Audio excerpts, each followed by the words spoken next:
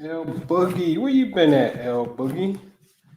Manifest and bless. What's good? What's good? What's good? What up? What up? What up? What up? Can y'all hear me? Let me know you can hear me. L Boogie, you been somewhere. I ain't seen you in a little minute. What's happening? Nikki Love supposed to be working. You working?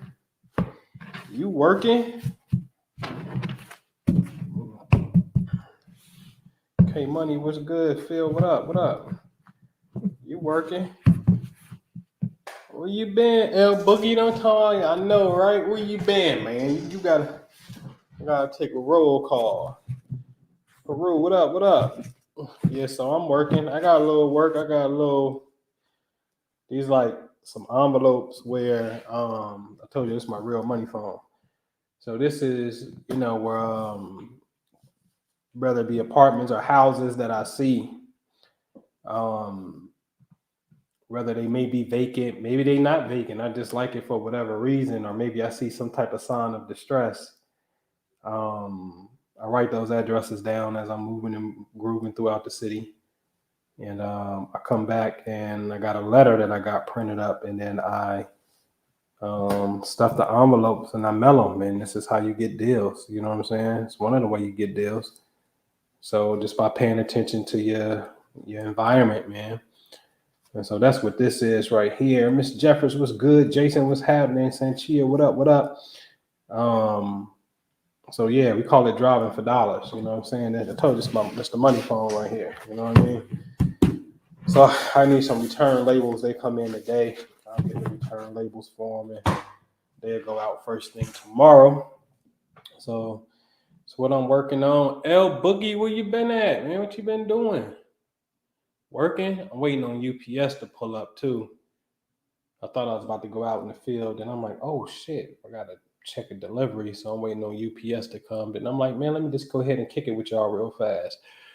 So it's still an open Q&A, but then I was like, oh shit, remember the whole goddamn, they said the Instagram shit and the Facebook and WhatsApp, all that shit went down, you know what I'm saying? So we know what time it is, you know what I mean? And this is what I mean by like, we be thinking like big tech and government know every motherfucking thing and shit, and they don't really be knowing shit. You know what I'm saying? Because to know this and to practice this puts you in the realm of being pseudo. You know what I'm saying? And so they ain't gonna openly. I don't think they can openly come out and say, "Well, let's observe the laws of the retrograde." Back up shit and do extra precautionary work during this particular time. You know what I'm saying? And so, that's what's up, L Boogie, working, manifesting a new crib. This was good. And so, it just goes to shows they don't really know too much of nothing. You know what I mean? And I really figured that out with on one of my Code Red days that year. I want to say it's 2015. Let's go look it up. NASA rocket Antares crashed in 2014. It was October 28th, 2014, because that's my son's birthday and that's Bill Gates' birthday. You know what I'm saying? I be sitting up here like, damn, I got a son. I got the birthday of Bill Gates and shit. So NASA rocket Antares had exploded upon liftoff. You know what I'm saying? And what up, Sullivan? What's good, man? You know what I'm saying? And so I was like, oh shit, man. NASA's supposed to be space cadets. They don't know nothing. Hello? Hold on, y'all. I don't know. I'm waiting on this delivery thing to come, and then it's probably gonna be same time, 7, 8, somewhere up in there. Yes, I am too.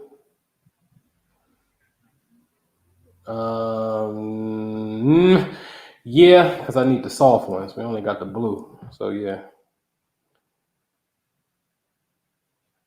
Yeah, I need The shells. No. I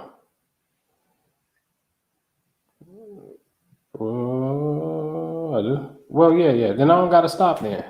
We need something. Well, let me call you back though. I'm on the law. All right.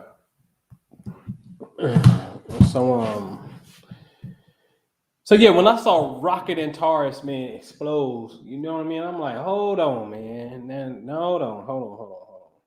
NASA is not necessarily observing what I'm observing. You know what I'm saying?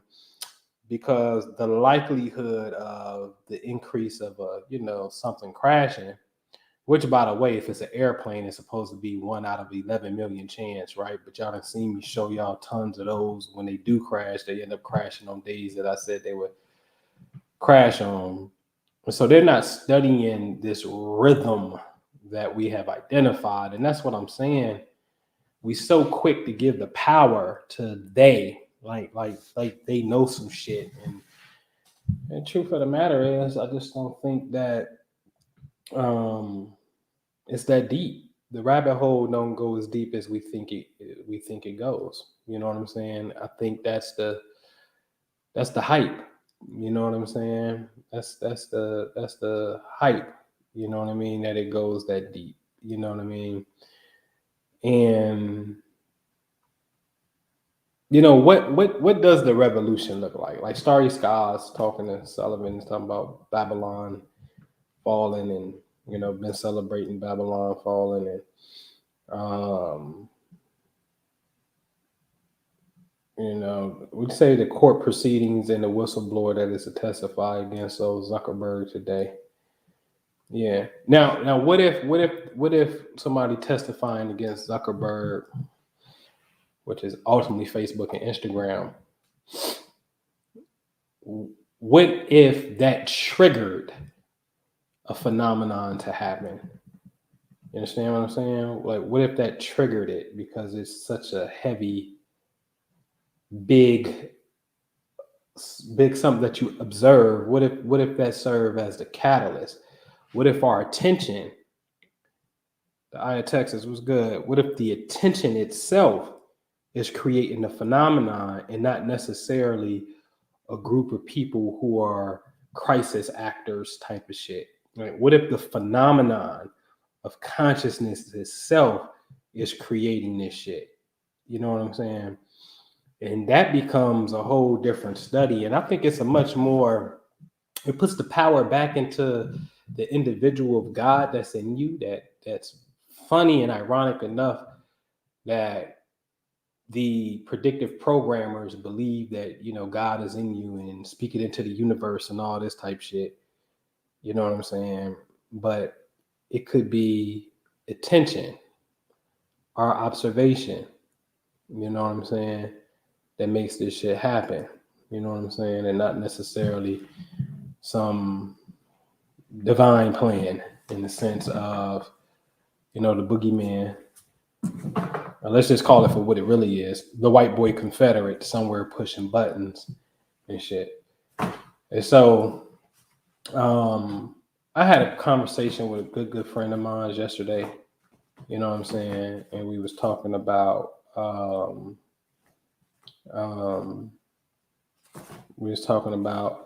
I was like, yo, man, why don't the historical records show that Harriet Tubman at least had a male counterpart? Don't necessarily got to be her man or husband, but there was a nigga that was like, yo, I'm getting the slaves free and I'm doing just as many successful voyages. The spirit selected a woman to do this shit. Now, the way I've always taken that was, damn, nigga, them slave niggas was so goddamn scared that they didn't even have a successful run. Yeah, you got Nat Turner's Rebellion. I ain't talking about that. I'm talking about, why was Harriet Tubman selected to be the one that will have that level of success? A woman, not a man, right? And I'd just be looking at this shit like, damn, man, these cats was bona fide cowards. You know, that's the whole generation. Y'all know how I feel about that generation. Um, that's that yes a massa. That was them. You know what I'm saying? Yo, yes a boss, yes a massa. You know what I'm saying? Scared as a motherfucker, right? And so genetically, I think that has filtered down for sure. It was passed on to, you know what I'm saying, future generations, self included. I got to put myself in the goddamn box with the coward niggas, right? The only difference is I'm going to always admit my cowardness. Fuck that. You ain't going to call me out on that shit and be like, you know what I'm saying? Because anybody has the potential to be the revolutionary, whatever that is in your head, the revolutionary ideal of success and change for the betterment of people, without a shadow of a doubt, right? You got that ability, but why don't we? You know what I'm saying? Because we scared that you're going to get Martin Luther King, you're going to get clapped, you're going to get ostracized, whatever it may be. It has to boil back down to fear. And so then the conversation went to they can't afford for a black image to come out, and there was people in the background who did some shit, which I'm sure, but they can't afford, like the powers that be, and let's just be real, at that time it's called Confederate Southern white boys, right? Couldn't afford for the image to come out like a Harriet Tubman, so therefore they're not going to glorify it. And to me, that don't add up, because it was like, hold on, but you got Harriet Tubman, though. Well, fuck it. If it was all about, if you didn't want an image to get out, you wouldn't have never said shit about Nat Turner's Rebellion. That wouldn't have never made the fucking history books to the light of day. You wouldn't have never known that story, because he literally killed white folks, right? So, like, you know, it's not adding up to me. And then when you really understand it, the people who had power at that time, if we want to talk about racism, then you got to just call it for what it is. It's Confederate white boys, right? And so then it's like, well, wait a minute, but they got beat. So what narrative are they controlling when they the ones that got beat? So it don't even make sense for them to control the narrative. But when you look at their story and you see Harriet Tubman, where you see Denmark Vesey and shit like that, you start to see these little successful pockets. You know what I'm saying? These little successful little spurts that happen. And it just don't add up, because the conspiracy ain't that deep. And I always say, when you deal with American history any goddamn way, real American history, these cats was already on a record as saying, yo, we ain't fucking with slavery. We don't like it. We're going to listen, if you never heard this before, do me this and put this shit down in your fucking history book, because if we're going to have to agree on the origins of America. And I'm going to tell you that if you're dealing with the United States of America, the first time that they call themselves the United States of America is in a document called the Articles of Confederation, okay, in the Perpetual Union, okay? So you have to go see what year that was, okay? The Articles of Confederation and the Perpetual Union, okay? Go tell me when that was, all right? And so that's one. That's the first time that they are on the record saying, hey, from this point forward, this confederation is going to be styled as the United States of America. So that's like 1777, 1 year after the Declaration of Independence, okay?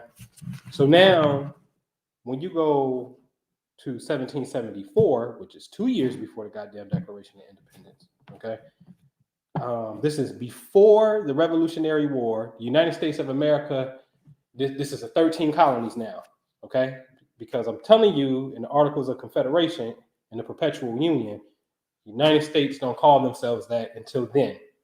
So before that, this is the 13 colonies. In the 13 colonies, 1774 is before the first shot is fired at the Battle of Concord. And you know that the whole Revolutionary War, because that's 1775. okay, of April. 1774, there's a document called the Articles of Association. I want you to find the document. It may be on Yale's website. Find the document, and I want you to read point number 2. You need to copy and paste that shit and screenshot that shit and save it on your hard drive, okay? Because Lord beholds, we never know if they are going to come back and wipe out all the information. So you need to have this shit, okay? And so, which ain't never happening, but anyway. And point number 2, the 13 colonies was like, hey man, hey King George, we gonna discontinue the slave trade. We ain't messing with that. We ain't hiring no ships that's engaging in the slave trade and all that kind of stuff. And after December of next year, you know what I'm saying? We ain't next that's coming up. We ain't fucking with that, bro. We ain't dealing. This is point number 2. They got like 12 grievances. Point number 2 was slavery. Okay, so now it's safe to say that the origins of these colonies who want to create their own country, because you got to remember, these motherfuckers are they don't even like King George. They didn't roll out, came on a westward journey across the Atlantic Ocean, came to a new world for them and said, yo, we're going to end up building our own shit. It's taxation without representation. The crown still doing bogus shit, tax on teas and shit. So we about to go do the Boston Tea Party and all that kind of shit, right? And so they wanted to have their own. And defining what their own was going to be, they said slavery was a no-no. This is a fact. You know who signed off on it? You need to go Google this shit. Go figure out who signed the Articles of Association. You're going to see old George Washington signed it. Your second president, John Adams, signed it, which, by the way, his wife, Abigail, was said to be a big-time abolitionist. The issue of slavery was so thick that John Adams didn't want to get into the political debates of that shit because it can just tarnish, reputation and shit like that. But it's a known fact that the Adams family, especially Abigail, was against that shit, okay? Now, John Adams signed it, Washington signed it, and an interesting figure named Peyton Randolph signed it, who would later become like the president of the first Congress and shit, okay? So this, for people to make the statement, well, this country was, its origin and its starting point is built on racism. No, it is not. It's not. I get what you're saying, but in truth, it is not. These cats said, nope, we ain't dealing with that when we have our own shit, and King George, you bogus. Okay? Now, if you want to say, that's a clear intention right there. That's a clear intention. So now what we have to do is, we have to now follow the trail of victory. That's all you got to do. That's all I ever really want when I get on here is like just follow the trail of victory and you good. I just never could get with being satisfied with telling you that motherfuckers over here running programs on you called MK Ultra, and they playing with this HAARP machine out in Alaska, and it can manipulate the weather, and it's going to rain, and they control Hurricane Katrina, and they created a hurricane. Because when you give that kind of power to this invisible force who you're not identifying, and that's a part of this system and shit, and it creates hurricanes and murder, you don't never see yourself superseding and defeating that shit, so therefore you want. So what really happens is subconsciously, you're being programmed not to succeed when you hear that kind of rhetoric. Okay? That's what's happening. Okay? And so, but if you follow the trail of victory, then you see like, oh shit, the revolution didn't already motherfucking happen. Now, the question is, and they said it wouldn't be televised, and that's a lie. The revolution is so televised because now you get it through historical form, right? What happened? And now technology is definitely caught up with everything is fucking televised. It's so much televised, you rather pick up your phone and record somebody getting beat versus help them. So it's going to be televised. The question is, what is the actual revolution in of itself, right? What do it look like? It looks like, because remember, you're trying to avoid war. You're not going to war. Like black folks ain't going to war. You'll go to war for the United States government, maybe as you should, but You're not going to war against the government, right? So what does it look like? The intelligence have to find another path to manifest itself. So how do it manifest? Well, it manifests itself through corporate mergers. I'm telling you, it's going to happen through corporate mergers. So now when you have a bright idea, people is willing to cut you a check. People are willing to allow you to use their platform and cut you in on their platform that you're using. You understand what I'm saying? On a minute scale. And then when you get a big enough shit, you got your own shit.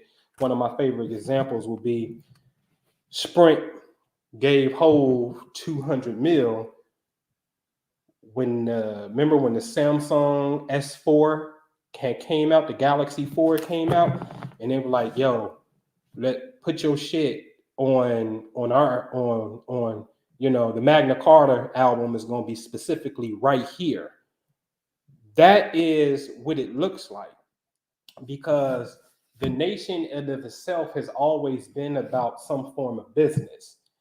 The nation, which is a nation of founding fathers, okay? This is not to degrade the woman, but this is a nation of founding fathers. And these founding fathers were, without a shadow of a doubt, instrumental into writing legislation to end slavery. I can prove the shit. That ain't no problem, okay? And so they always been about what the Bible said, my father's business, okay? And so this nation has always been about prosperity and growth, okay? And so now that various businesses, then whether you went from what you was at a period when it was about the railroads, then it was about steel, then it was about, you know, the automotive industry. And then it became about entertainment and music. You understand what I'm saying?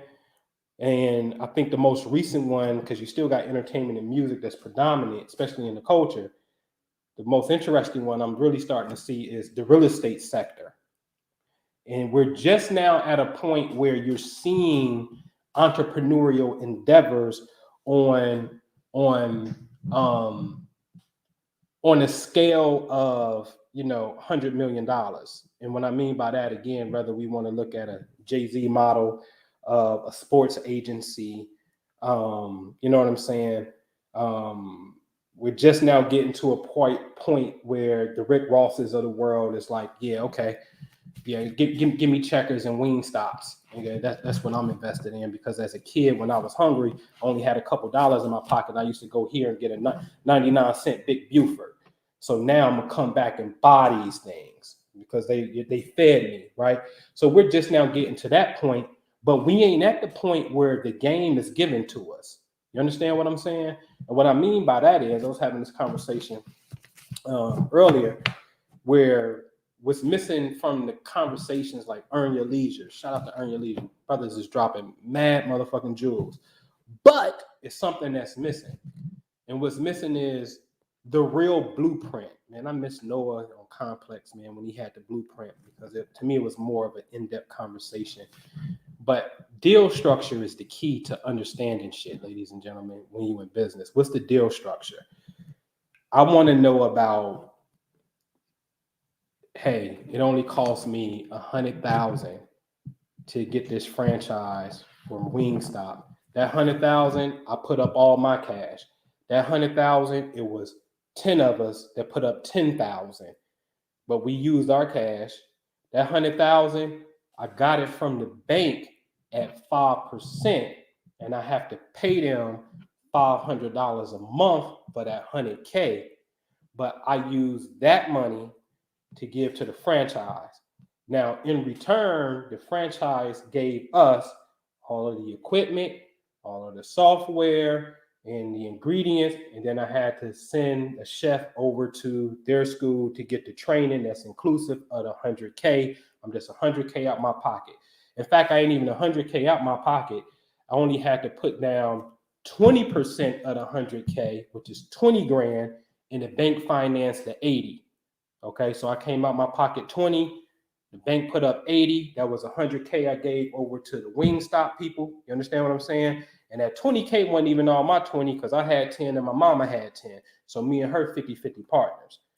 Or I got it from my mama and I'm going to pay her 10%, which is only 2,000. She put up the whole 20K.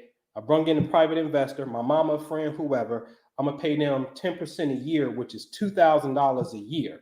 So now I took that 20, gave it to the bank. The bank gave me 80. We gave that shit to Wingstop. And now Wingstop says, hey, you make $1 million a year off this. This is what you gross. And then they charge 10% off of what you gross, not what you net, what you gross. So these are all the numbers that come in. $1 million come in on a year. Then there's a 30% deduction for payroll. There's another 30% deduction for XYZ. And then they get their franchise fee from right here. And then this is approximately what's left over. That's the game. That's real game right there. All that, and I'm not knocking it, but all that, you know, I don't want to hear the part, me personally, I don't want to hear the part per se, which is dope. I get it. You know what I'm saying? That, you know, so I was just imagining pulling up in the drive-thru with a honey, like, you hungry? You like chicken? You know what I'm saying? This me right here. I own this. That's dope. But it ain't giving me the game on how to structure, because if you tell me that it's $100,000 to get in, I just showed you that, hypothetically speaking, we can get 10 people to raise 10,000, or the bank is going to give us 100, but they really only going to give us 80. We got to come up with 20, and this one person got the 20. Or maybe these, you know, 4 people got 5,000. You feel me? And 4 people at 5,000, we still going to give them 10%, which is only 500 a year off the 5,000. Or the one person who got 20,000, they can get $2,000. It's the same math. So then once we start understanding structure, the blueprint of the game, then you know where your true entry point is at, because your entry point ain't at 100.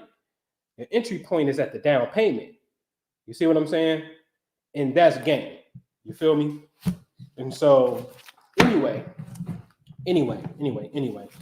that's what the revolution looks like. It looks like, you know, you can't, I'm sorry, but I can't agree if LeBron James, and I'm this, you know, I don't know if he thinks this way, but as an example, if LeBron James says that we are oppressed, and I'm looking at him like, what the hell are you oppressed at, sir? Like, I don't see no oppression. You understand what I'm saying? Now, nobody's stopping anybody from having any opportunity. What laws are on the book? See, this is what I mean about this white supremacy complex shit. And I don't even use the term supremacy. I'm gonna show you why it's a bunch of bullshit. I'm gonna show you why how stupid white folks was, the Confederates was. I'm gonna show you how ignorant they were. The black man got the right to vote before the white woman got the right to vote. If it was a grand conspiracy to keep you as an oppressed people from the very origin points of the country, why would I allow you to vote before my fucking wife and my daughters and my sisters and my mama can vote? That don't make sense. And that's a fact. Black folks, especially men, got the right to vote before the women got the right to vote. Okay? I think one is called the 19th Amendment. The other one is called the fucking 15th Amendment. You go look it up and see. And tell me. You understand what I'm saying? So the game of the conspiracy ain't deep as we think it is. It's not. And if you got that kind of perception, you got to be real careful, because, again, it's going to stifle your motivation. You understand what I'm saying? Like, come on, man. You mean to tell me that the judge for Dr. Sebi in the New York State Supreme Court didn't get the memo that says white supremacy, we can't allow a black, skinny, African-looking nigga to be talking about herbs and the Bible and healing of the nation and healing people from AIDS and shit? We're going to send this nigga to jail early before this shit even get out. This is pre-internet shit. We don't even want a motherfucker like this around. Why didn't the judge, how did the judge miss the memo and be like, oh, not guilty, sir? You're free to go. You're out of here. Why? Huh? How is it that a Jay-Z can build a legal team, go into court, and walk away victorious? How? Well, like, are the judges not getting the memos on this shit? I don't understand it. How is it that Meek Mill can go create a company called Reform and motherfuckers who had life sentences is now coming home? Salute to me, right? How? I'm lost. I'm totally lost. Because if it was truly about the oppression, couldn't they have said, I don't give a fuck what y'all niggas is crying about. The judge sentenced Meek Mill ass, and that's where his black ass is gonna stay. Period. Because you ain't gonna come break him out. You know you ain't gonna do that. And ain't nothing you can do. Once the judge say what it is what it is. Right? So how is it that they say, you know what, this judge is being an asshole, we're gonna overturn this? And then how is it when he hired his own private investigation team and they start looking into these Philadelphia police officers who were bad cops and were under internal investigation themselves? How is it that that information actually leaks out for the public to see, and then these other defendants who were involved with these police say, you know what, they was full of shit, sentence commuted, you out of here, get out? I thought the system was designed to keep you fucked up. So how is it that they get exposed? And that's the thing. You, like, if you got a so-called enemy, just talk about his weaknesses. I don't want to hear shit. And you shouldn't want to hear shit about MS, MLK Ultra, all that shit that they be talking about like it's some deep, heavy ass shit. It ain't that goddamn deep and heavy. Ladies and gentlemen, we just saw, get back to the topic at hand, what the show title say. All right. We just saw Instagram, Facebook, I think they said WhatsApp, fall down during a Mercury retrograde, which is a known phenomenon to say, hey, back up your communications right now, your files on your computer, dot your I's, cross your T's, because there could be some hiccups at this particular time. Well, shit, I thought that the government controlled the media. But the government don't control the media. This ain't a communist country. You lying. Because if the government controlled the media, then guess what? There wouldn't be no need for Congress to say, Mr. Elon Musk, Mr. Mark Zuckerberg, bring your ass to Congress. I want to have a conversation with you because I think you're trying to monopolize every goddamn thing and buy shit, and it's unfair. Right? This is an antitrust suit, Mr. Bill Gates, sir. You got so much fucking money that the government, mainly be the Democrats, the government, and fuck the Democrats too. And I want to say that shit, nigga, because you better pray your ass that I don't ever turn 100% political, because these motherfuckers, without a shadow of a doubt, historically speaking, are the slaveholders. Okay, but I just hate the way that they play on the emotion of, you know, they play the black card. You know what I mean? Like, oh, you go get Kamala, but Kamala called Joe a motherfucking racist. Like, I'm still waiting to hear, is he no longer a racist, Ms. Harris? I just want to know, is he no longer a racist? And when did you retract? And when did you identify the error in your thinking of calling that man a racist? Because then you owe him a public apology, because you got on the national stage in a debate and said that this man was a racist. You can't make statements like that. So were you being emotional, or were you just wrong, or were you correct? Like, you got to say something about this shit. You understand what I'm saying? Anyway, I digress. Okay. So, man, listen, man. I'll give you another example of this shit that's got holes in it like Swiss cheese. You ready? You and I were told that the Illuminati consisted of the Rockefellers, the Rothschilds, the Bilderbergers, the Vanderbilts, shit like that. We were told that shit. Do you know that Teddy Roosevelt, when he became president, this motherfucker sent a subpoena to Rockefeller and was the one who broke up Rockefeller's dynasty, which actually made it more better in a sense, and split his companies up? Rockefeller was on the run throughout the United States, ducking subpoenas so he wouldn't be at the crib when they come, so he wouldn't have to be responsible for answering that shit in a sense, right? On the move. I thought they ran the world. So what is the government doing breaking up their shit when they run the world? I don't get all these alleged 52 fake outs in this infighting that's taking place. You understand what I'm saying? When they supposed to run the world. They lied to you, ladies and gentlemen. They sold you fear. They sold you kindergarten psychobabble, is what we call it. Okay? Because on the surface, it will look like it's controlled in a sense. The top 1% own all the wealth of the world, and therefore they doing this, and they just balling out of control, man. Doing what they want to do. You understand what I'm saying? And I ain't mad at the government that want to have antitrust to make sure that, you know, the little person don't get squeezed out and there's some room for everybody to engage actively in commerce and to be able to prosper. You understand what I'm saying? But when you calling in Bill Gates and you calling in Zuckerberg and you didn't call in David Rockefeller and the Congress, man, like the government ain't running shit. Do y'all remember that time when the government had to beg Tim Cook, the CEO of Apple, because some shit had happened? I think maybe some police got killed or some shit, and they couldn't crack the iPhone. The feds couldn't crack the iPhone. Well, shit, I thought you motherfuckers was spying on everybody any goddamn way. What the fuck you need to crack the iPhone for?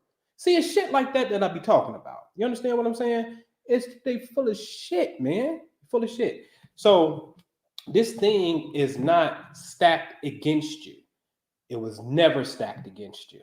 Never, ever, ever stacked against you. In fact, the record actually shows that we're going to purposely concoct a plan to end that slavery shit, which means they're on your side. Yeah, there's a group of motherfuckers who won that run this whole bitch that is on your side. And that's the true spirit of this country. Okay? God damn it. I'm gonna give you guys do I got some? Hold on. You goddamn lie. Stop lying to people. Y'all see them stamps, right? What it be saying? The forever stamps, right? Forever USA, motherfucker. Forever USA. Okay. That was definitely a plan to help you get to your greater good. All right. So let's go to some Q&A real fast. I just wanted to get that off my chest. It's real simple, ladies and gentlemen. If you never heard of a Mercury retrograde, we're talking about when the planet Mercury, when we observing it, we watched it yesterday on yesterday's video. When we observing Mercury in the sky, and one day it looks like it's like over here to the right. The next couple of days it's looking like it's to the left, but then all of a sudden it looked like it's about to start going back towards the right again, and we call that a retrograde period. Okay, usually this happens when a planet is simply passing by the Earth. Okay, and the only two planets in the solar system that can pass by the Earth are the two planets that's in front of the Earth, which would be Mercury and Venus. Everything else, every single planet, Mars, Jupiter, Saturn, and you can jump over to Uranus, Neptune. If you still want to count Pluto, that's cool. They will never go past the Earth because the Earth goes faster than them. So we are going to go past them within a year. Every year, we're going to go past those outer planets every year. And when we go past those planets, that's called Saturn retrograde, Mars retrograde, things of that nature, because the Earth is actually passing them. Now, this is something that people don't even talk about.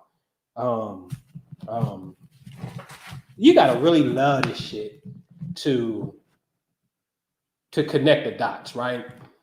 So when we're having a retrograde, like a Mars retrograde or some shit, don't that mean that the Earth is passing Mars, because Mars can't go faster than the Earth around the sun. That means that is an Earth, Mars, for this place, we're going to use Mars as the example. This is an Earth-Mars conjunction. So wherever you think Mars is at in the sky, Virgo, whatever, that's where the Earth would be. See, the Earth is always opposite where you say the sun is. So right now, if we say in this Libra season, the Earth is in front of the constellation Aries right now, because the sun looked like it's in front of Libra. Okay? So wherever the sun is, wherever your sun sign is at, wherever the Virgo season, Libra season, yada, yada, yada, the Earth technically is in the sign that's directly opposite. Okay? You got to know that. All right? You have to know that. Now, let's pull up an ephemeris and see what's going on in the sky. So, hold on. Let me share my screen real fast. Hold on. Let me close out some contract stuff. Save that. I don't need that. And let me go to StreamYard. So we're going to look at an ephemeris, which is a planetary table or record of what's going on. So we in 2021, yes. And yesterday was what, October the 4th, yes.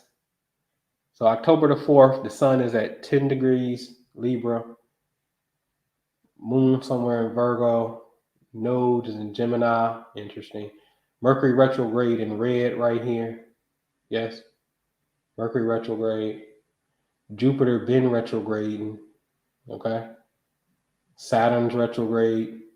Uranus is retrograde. Neptune is retrograde. Pluto is retrograde. So a lot of planets in retrograde. Retrograde obviously are the planets that are marked in red.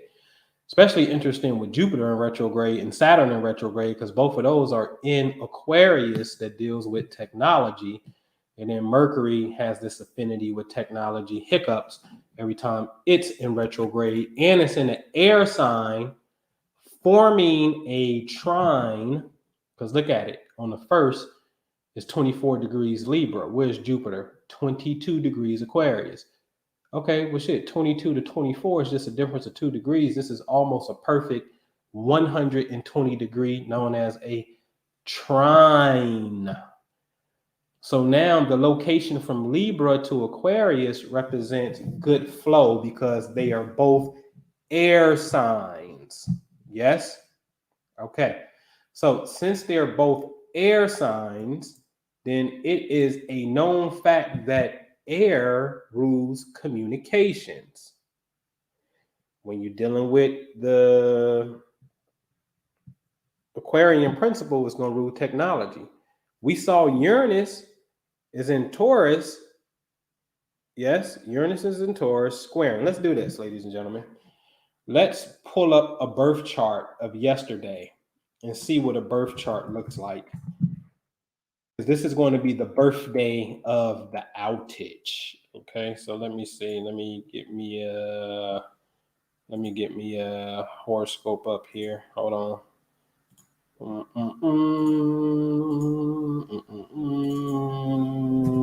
Yesterday was the 4th. What the hell is 2021? And I don't even care this time and none of that stuff. And let me share my screen with you so y'all can see this. I'm gonna get down to it and see what's going on. Get down on it. Yeah. All right. So what did we say? We said Mercury's in retrograde up here at the top with the horns in Libra, has an R. And there's a blue line coming all the way down to Jupiter. Jupiter's in Aquarius, technology. retrograde. Saturn's in Aquarius, technology, retrograde. Please note Saturn rules Aquarius in the ancient craft, so this placement is very strong, okay? It's retrograde. Mercury in communication over here to Saturn while it's retrograde. Come on, right? So then we could experience some technology hiccups during this particular retrograde because the Libra energy at the top, by the way, the Sun, Mars, and Mercury are there, right? Are we coming up on the Mars retrograde pretty soon? No. All right. And so these energies are there. And so now, again, they're giving easy blue lines, easy communication. Mars and the Sun is having a great communication with Saturn. And also Mars and Sun is having a good communication with Mercury because they're within 10 degrees of each other. So that's called a conjunction, ladies and gents. A conjunction simply means if these are two or more planets in the same position. Okay. So if we were to look in the sky, we should see Sun, Mars, and Mercury relatively close to each other. I'll show you that in a second. And so now, although the Sun and Mars is talking to Saturn, Sun and Mars is not talking to Jupiter, but Mercury is. But you got to remember, I call this the domino effect because Sun and Mars is talking to Mercury and Mercury is talking. So it's kind of like if you was talking to Mercury, Saturn and Mars is right there right next to them. But you on FaceTime talking to Mercury, but Sun and Mars is right next to him like, hey, what up? You good? Yeah, we good. You know what I'm saying? What y'all up to? That's what's happening. You understand what I'm saying? And so all of this is taking place in air signs, again, dealing with communication. We go find Uranus, which is retrograde in Taurus. Uranus is saying, I got a little slight issue because the Uranus energy, or Taurus frequency rather, Taurus to Aquarius creates a square, creates some friction. Now, Uranus is the one that governs technology. And he like, listen, I'm mad at y'all right now because since Uranus rules Aquarius, this red line is like, what are y'all doing in my house? Why y'all in my house and I ain't home? I'm over here in Taurus and y'all over there in my house. I got a problem with that. I don't want y'all in my house right now while I'm gone. So now, since the planet of technology got some issues with the planets over here in technology and retrograde in conjunction with a Mercury retrograde, what are you likely to see at this time? Some type of major communication issue at this particular time. So it's no different than, like, for example, ladies and gents, right? All right. So they'll tell you that, Mercury retrograde, this is a time that you don't necessarily want to start new endeavors, right? So I got two brothers that want to come up and help me out, right? Like, all right, listen, bro, I'm going to come up there. We're going to kick ass. We're going to do it. I'm like, nope, it's the retrograde right now. We're going to wait, sir, because anything can happen. You know what I'm saying? Anything happen. Your girl can get pregnant. You just find out you can't go. Like, shit happens. You know what I'm saying? The likelihood of things happening start to increase at this time. So I don't even like seeds and ideas at this particular time either. You know what I'm saying? Because it'd be like, oh, fuck. The mere fact that the soil, the cosmic soil ain't right. You understand what I'm saying? Even though we can plant it past that, but sometimes the seed of the cosmic shit, man, the soil ain't right. That shit may not even work because you tried to set it off, inside of, the current atmosphere. You feel me? And so I could be oblivious to this and say, fuck it, let's go for it and shit. And trust me, I've had plenty of time. We jumped out of fucking airplanes doing Mercury retrogrades and everything was okay. You know what I'm saying? You can push, absolutely sure. But I just got to a point, me personally, where I ain't trying to push no more, man. I'm about pulling energy. I ain't trying to push a motherfucking thing. You feel me? I just want to flow. And within that flow, I understand things come up. So, because I'm an antsy type of person anyway, I just want to fall back and see how it flows when you do exercise some patience and just wait for a better opportunity. You feel me? So this is how you can start to foresee a better opportunity. All right. So hold on. Let me minimize this real fast. Let me go get the astro astronomy program out so you guys can see. Because I said when you look in the sky, you should be able to see sun. Oops. You should be able to see sun, Mercury, and Mars. Yes, didn't I say that? Let's see if that stands true. Even though we're going to be at the equator, right? So we find the sun, which is already set based off this particular standard, and we just rewind the time. Boom, we're going to turn the lights up. Turn the lights down low, right? All right, so bam, there go Mercury, and there go Mars. Sun and Mars is in perfect alignment right now, right? Because we saw on the chart that they was next to each other, and Mercury was a little bit up. Mercury was here, looking like it's about to retrograde. So retrograde technically is looking like it's about to go back towards the sun. So if we were to pull the clock out and progress the days, oh, look, bam, retrograde is by the sun. You feel me? And so that's what the retrograde is all about. So these three energies are right here. Now, I'm going to give you some governmental shit and why this shit becomes important and how my conversation is pretty much on time. All right. Because remember, I was talking about some government shit earlier. Well, when you understand these energies, Spica, particularly, Arcturus, right? Spica, Arcturus, and then you're going to have, let me bring it up, Regulus. These three stars here, Regulus, Spica, Arcturus, bam.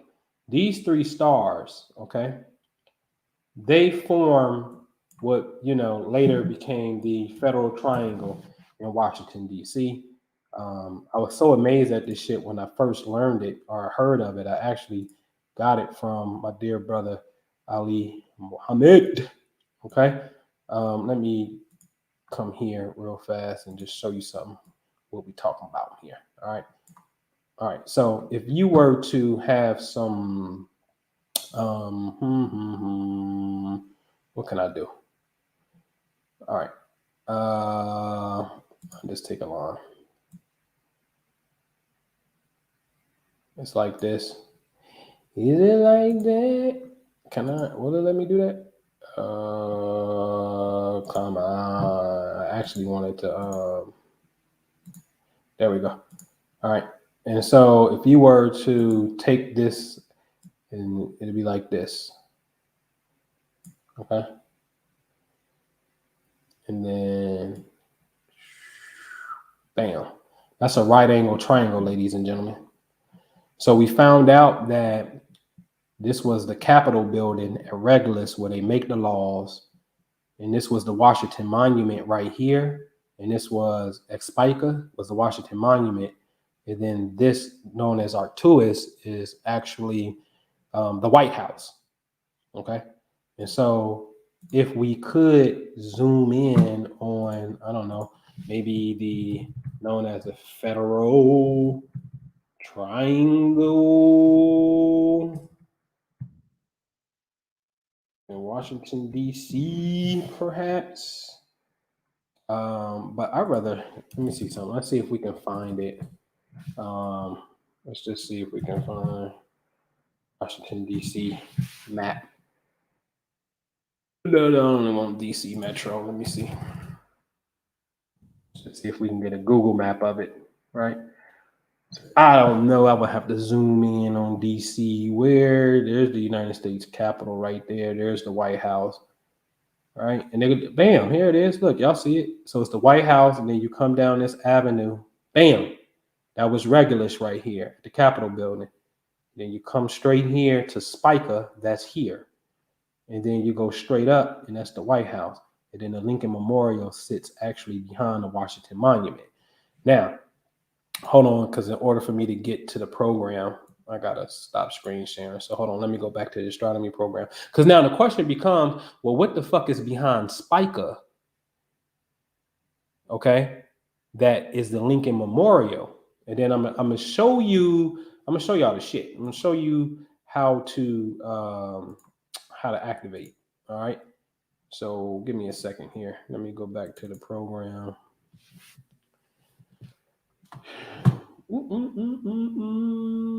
I'm switching location too. I gotta bring it up north. Up north, nigga. All right. And so now we'll do this together. Let me minimize this. Let me come back to y'all. Do the Bobby Hemming. Y'all all right? All right. Y'all all right? Y'all good? Yes, sir. Ethereal synchronicity. Absolutely correct, sir or ma'am. All right. So what we're looking for is Spica right now. Let's turn off the lights, baby. Now I know that Arcturus and Spica is here, but if this be true, the Lincoln Memorial, something was past Spica that must rise after Spica. And let's look at Spica. Spica has a right angle ascension of 1325, which is 125 right here. If you look at Ra, 1325, and Arcturus is 1415. Okay, so around the 13, 14 hours. But is there anything? And let's do this. Let's find our friend. It may not even be there because that ain't even there. But let's see. The ecliptic. Okay. And now let's light up some constellations. Put your hands to the constellations, right? So Spica was here, and then the Washington Monument was behind it. Well, what's behind Spica is Libra, which is where we're at in the season right now, right? And so now, is it this star? Is it this star? What's in Libra? Well, fuck it. Is it even Libra? It may be the fixed star in Taurus, because the Antaurus is a fixed star. This is why you saw ethereal synchronicity put inside of the chat, the fixed stars. So let's roll with that, because the fixed stars are certain stars that have certain qualities, aka powers. Okay. So now we understand that, whoa, hold on. Behind Spica is going to be Antaurus as one of the fixed stars, especially as it sits within this particular belt. You feel me?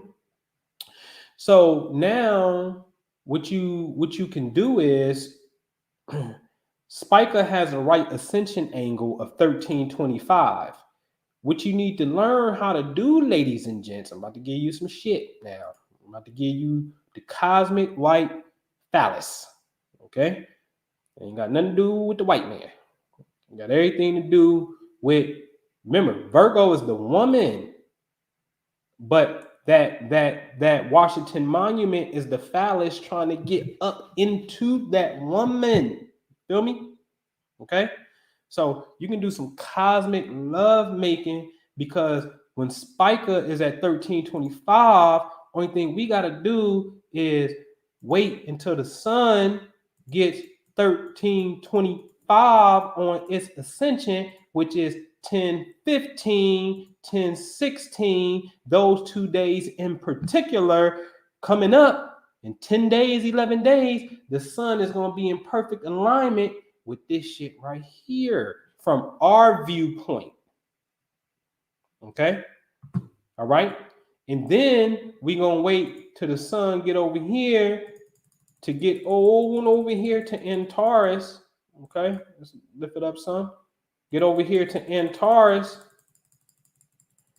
And Antaurus has a right ascension angle of 1629. We're going to wait till the sun gets 1629, right? 1629, we talking like 11:30, 12:01, end of the month, first of the month. This is the Lincoln Memorial time where we can activate on that particular point. Hello. This is how you set your calendars of festivals up, ladies and gents. That makes sense, right? Let me know if that makes sense. That makes sense to you? This is how you set your calendar of festivals up. Because all civilizations always had a priest or priestess, motherfuckers who understood clocks, space. They understood space and then said, oh, okay. So you want to activate, you want to activate the monument and send that signal off to Spica, then when will the sun be right there? Because that's only going to happen once a year. When will the sun be right here? You see what I'm saying? And this is how you create your cosmic groove personally. You feel what I'm saying? Now, you can go and read what these energies are. If you go to Fixed Stars Astrology and go to this website, I think it's called astrology.com, you can look at the energies, what they said these stars represent. Spica is one that deal with like fame and being very rich, power, like rich, very rich. You know what I'm saying? So this is where the sun is, where we at in space and time. This that shit. And you know what gets me with this whole shit though?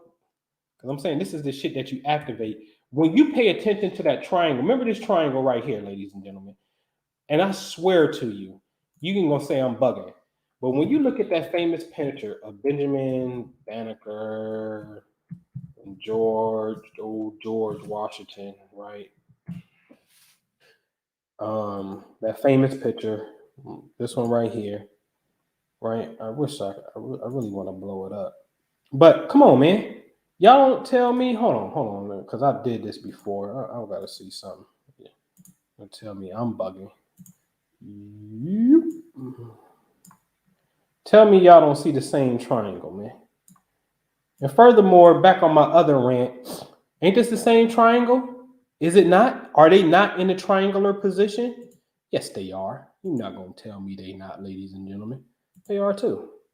Benjamin Banneker is the man. Sit down, Georgie. Sit down. I have something to present you. Wait, I thought George Washington had slaves and he was a racist. Why he letting the black man dress like him? And why is he letting the black man figure this shit out? Why ain't he capturing this black man and making him a slave? Huh? Make it make sense to me. Right? So this is a triangle, man. Oh, that's the wrong paste button. But it's a triangle. You see the triangle. Bam, bam, bam. Even the way the paper is shit with that light, that strip of light that's going there is a triangle. Okay? So you guys, this is that real shit right here. This that upstairs, upper chamber, inner work, because we know what the left side represents, the celestial globe. And then the physical globe is over here on the right side, man. You see where the telescope is at? It's over here on our side, man. So I don't understand. And listen, this picture was and is probably moved, but this picture was in the Pennsylvania Masonic Grand Lodge, downtown Philadelphia, number 1 North Broad Street. Soon as you go up the steps and come in, you can turn right. And when you turn right, you have to turn left to go down the hallway. As soon as you turn left to go in the hallway, the picture was right there on the right on the wall. Now you tell me, why the hell would the white Masons be? I thought it was a secret. I thought they weren't supposed to show you your power, but the museum is open to any and every goddamn body of the public. What are you talking about? What's the secret? Because see, let me tell you something. The white Mason up north have fraternal relations with the black Masons up north. They be like, man, we ain't tripping off color. We just got one rule. We don't do dual membership. We respect Prince Hall Masons only. We don't respect no other Masons. We're going to let Prince Hall be y'all shit. Then when y'all organize, we fuck with Prince Hall. It's a white boy downtown in the northern jurisdictions. y'all can even come and watch how we do ceremonial degrees, do our work. I've actually attended with my Prince Hall Masons and watched the white boys do their ceremonial work and see how it was different from ours. And then at the end, we was giving out business cards, and these motherfuckers was lawyers and all kind of shit. What are you talking about? You understand what I'm saying? I thought it was a conspiracy. So that's what I'm saying. To try to box me in, I never forget. And it was a public thing, so I don't mind saying it and shit. Me and my man Asir was going at it, right? He's talking about predictive programming and shit. And I was just like, nah, I ain't really feeling that narrative, man. That shit is coming from observation. And he makes a statement like, oh, yeah, you've been with those people from way back. Nigga, what people? Like, yeah, back in my early days, I used to always wear my Masonic shit because that's where I was at within that. And my point of my journey, I was going all through Masonry, smashing that shit. Literally going in, putting these niggas up on game, like literally going in, getting the keys. Why? Because as a man, I just can't really accept the fact that you're painting this picture that the white man is a Mason as the most sophisticated, power controlled white man. And there's this secret language that they have. And in my eyes, I'm like, well, shit, I don't want nobody to have power over me and be using hand signs or saying a word that's some cryptic shit that I don't know. Matter of fact, even better, can I use some hand signs and some cryptic words to my motherfucking benefit? Oh, they have fraternal relations with one another. We actually cool. Really? Oh, okay, bet, let's go. So I'm not the one that's going to be scared of that shit. I'm the one that's going to be like, long as you got my back and there's other people that's in it, I'm going to roll with you. Let's go get it, right? And that's how me and my man Khalil, salute to Khalil Allah from Philly, he the one that really introduced me to Masonry on some God shit. You know what I'm saying? Like, nigga. And I'm talking bona fide gangsters, niggas. You know what I'm saying? Like, yo, nigga, we over here, nigga, we going over. Oh yeah, let's roll. You know what I'm saying? That's how we was getting down. Oh yeah, let's go get that, right? And so we see old George Washington allowing Benjamin Banneker to do his thing, right? Now, watch this. There's also a very famous picture. Let me share my screen. There's a very famous picture of not just George Washington accepting Benjamin Banneker. There's going to be a famous picture of Mr. George Washington. And they try to say that maybe this was his slave aid. But what y'all know about Prince Whipple? What y'all know about this? You know, what you know about the black man on the turban right here? Why? Come on, man. I thought you were supposed to be a slave, homie. Meaning everybody can. Also, everybody wasn't a slave. Yep. And the historical record shows everybody wasn't a slave. You had freedmen, right? The record says there's a little less than 9,000 black folks who actually served in the American Revolutionary War. In fact, the Boston Massacre is said to be the start of the Revolutionary War, when the British start to fire and they started to shoot and it ended up killing a black dude. And that became really the focal point of the goddamn, the starting point to a degree. The straw that broke the camel's back to get this shit to pop. Sort of like John Brown and his raid at Harper's Ferry. This is pre-Civil War, the era known as Bleeding Kansas. When it was going so rough and so bloody, they had to call the whole shit Bleeding Kansas because motherfuckers was dying. And I'm talking about white boys known as, well, I'll tell you their name were. Their name were the Jayhawkers, like Kansas basketball team. The Jayhawkers were fighting these white boys who wanted slaves, and at that time they were called the Border Ruffians. This is a fact. This is on the historical record, man. Okay. And so, truth be told, like I keep saying, man, how you popping up, man? How you popping up with red turbans on your head next to George? Oh, and George just so happened to be the same motherfucker Before all of that, before you see him with Benjamin Banneker, before you see him with a Prince Whipple in the American Revolutionary War, George Washington signs off on the Articles of Association in 1774, where point number 2 says, we ain't dealing with slavery. We ain't gonna have nothing to do with that shit after December. Come on, man. You ain't telling the truth. And I dare say, when the Fugitive Slave Act came in 1793 or 94, the very next year, George Washington signed a law that said it's illegal for you to export slaves out of the country. The government itself will not, nobody, no fucking body, better not put black folks on boats as slaves and send their ass out of here. That's against the law, nigga. But I thought it was a grand conspiracy to keep you fucked up. And George Washington had slaves. And I'm not saying he didn't have slaves, but it's a difference from when you're a little boy and you inherit what your parents and your wife people gave you from what you actually do yourself. You understand what I'm saying? Two different things.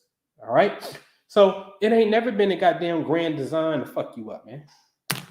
Never. Not by the United States government.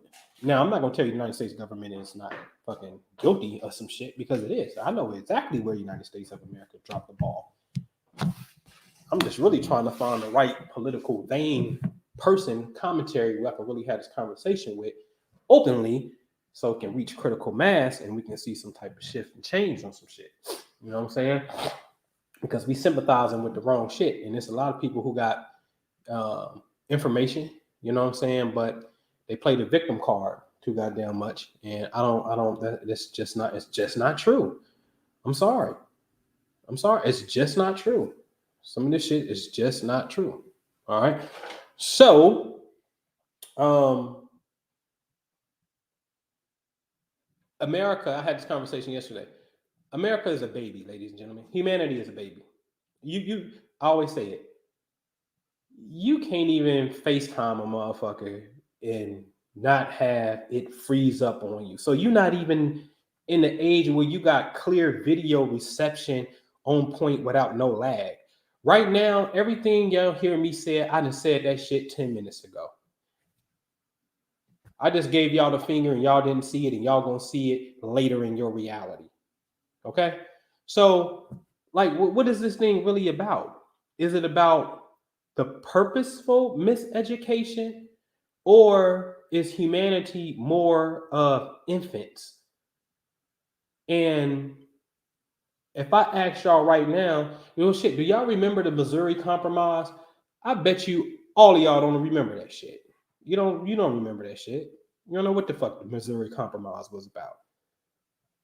The Missouri Compromise clearly stated in 1819, no slaves are allowed to be above 38 degrees north latitude. Wait a minute. I thought it was a plan to enslave you niggas forever. What do you mean? Why are you drawing a line in the sand talking about no slaves are allowed to be above 38 degrees north latitude? What are you talking about? It's a fact. Facts. Missouri wants to come in as a slave state. Somebody said, okay, we're going to create a new state that's going to be free, and their name is going to be Maine. Hello, Maine. Maine, come over here. Niggas need to go to Maine and just put flowers at the fucking state house of Maine and go eat you some goddamn Maine lobster or some shit, right? Shit. Like, for real, seriously. Because Maine's whole purpose, its creation, was created for one intention: to combat the new state called Missouri, who wants to come in as a slave state. At that time, I think it was 13 free states, 13 slave states. If Missouri come in, they will upset that balance, and it will be more slave states than it would be free states. So Maine had to come in as a counterbalance in the Missouri Compromise to make sure that the people who were against slavery was checking that shit to make sure that they didn't have more power than you in the motherfucking Congress. What you talking about, man? What you talking about? I love America, nigga. Get your ass up and put your goddamn hand on your damn heart. What's wrong with you? Because you don't know the history. And I'm not saying that your protest is fucked up. And I'm not be clear on that shit. It's not. It's not fucked up. And you should be able to take your knee and take your goddamn knee. Take it. Because there's some cleaning up that need to be done. We just need to know how to properly guide that shit, man. Properly guide it. All right. Now, I'm a name drop today. Nathaniel Gordon violated the 1820 piracy laws. Did y'all know in 1819, 1820, the United States government passed a law, the piracy law, and they said, this is the same year, 1 year after the Missouri Compromise. Remember, no slaves are allowed to come above 38 degrees north latitude. The next year, the United States government signs a law called the piracy laws and said, hey man, listen, if y'all find anybody on the Atlantic Ocean bringing slaves to America or from the Americas, Brazil, anywhere, slaves on their boat, get their ass. So the United States Navy created a special unit known as African Squadron. Later, Nathaniel Gordon went and caught him some slaves off the west coast of Africa. The Navy rolled up on this nigga, see the slaves, and got them off the boat. I think they may have sent them to Sierra Leone or may have sent them to Liberia, Freetown. One of the two. Somebody fact check me. Nathaniel Gordon, okay? Facts. The United States government rolled up on some boys who got slaves. What the fuck is you doing? And don't you know they hung that white boy and killed him? But you don't know about that. We don't get told about that. So what's happening? It's a takeover. The break is over, man. It was always a takeover. And the takeover was the black man and woman shall be free. Period. Okay? That's a fact. That's a fact, man. Can't negate it. Can't negate it. So now, speed it all the way up to us. We the ones, what up, bro? We the ones that have to, because the only thing we got to do is, I'm gonna pull it up, and y'all want to see some cryptic shit. Y'all want to see cryptic, mystical language, right? Some scientific mystic just popped in here. Let's get into some cryptic, mystic language. Let's go find the inauguration speech of Abe Lincoln when he talked about the mystic chords of memory.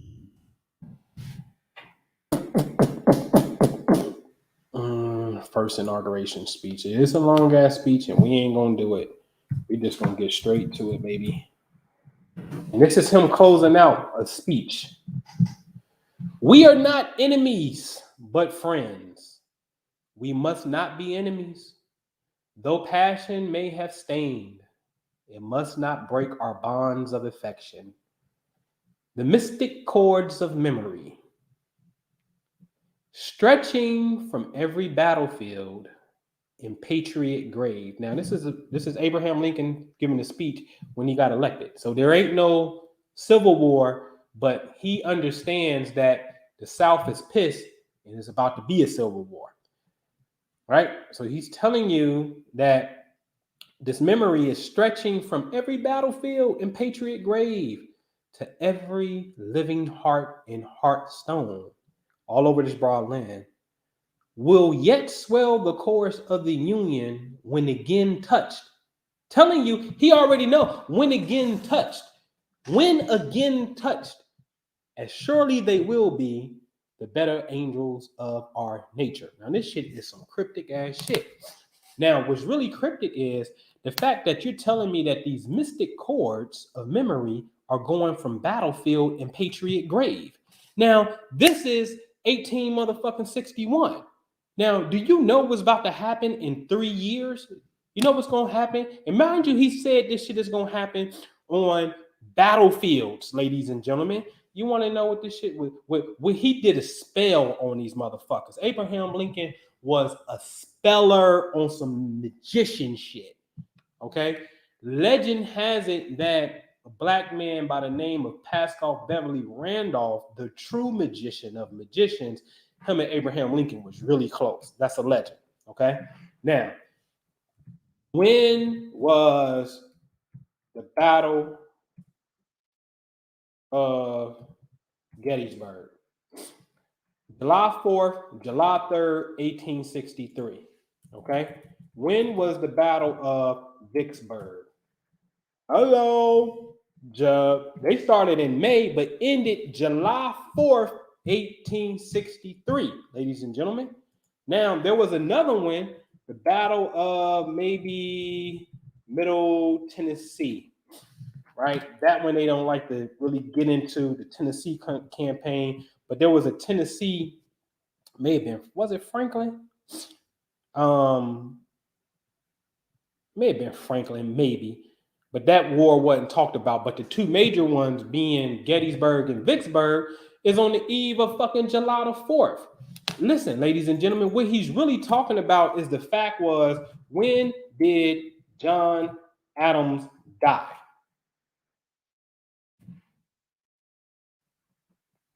When did John Adams, let me see. No, I didn't want to go to France. When did John Adams die? July 4th, 1826. Okay. When did Thomas Jefferson die, ladies and gents? The same fucking day.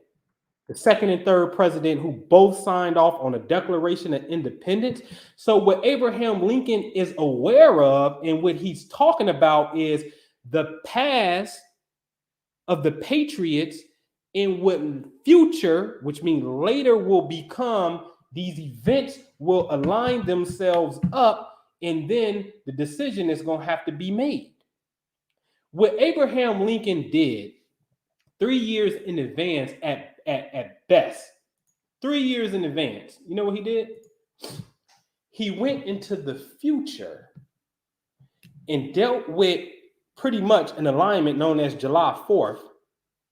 And then when the battle got here in the future on July 4th, a decision had to be made. You got to ask yourself a serious question here. The events could have folded the other way and you could have been lost that shit. If you would have lost that shit, ladies and gentlemen, I'm convinced the Confederates was never going to let you go. Never. Why? If they didn't voluntarily want to let you go, and then they say, well, fuck it, we're going to create our own nation and be the Confederate States of America, and we about to go bang over this shit, and they would have won? What makes you think they would have all of a sudden had a change of heart later? Maybe they would have evolved later. Maybe. But boy, it would have been much later than our timeline of history has it right now. Because even after the Civil War and the Reconstruction era that epically failed, that's where you start getting in on this shit at and making the United States take some responsibility, right? This shit could have been over. But it wasn't. You feel me? It wasn't. Why? And now, those of you that mess with this kind of information, listen, it becomes paramount that we could be like, okay. I know what this really represents. The eclipse. Oh yeah, I know what this represents. The eclipse on that turn. Oh, I know what we got to do. We got to boom. Only thing we got to do is touch those chords of memory. This is an etheric thing. Somebody else gonna do the physical bidding.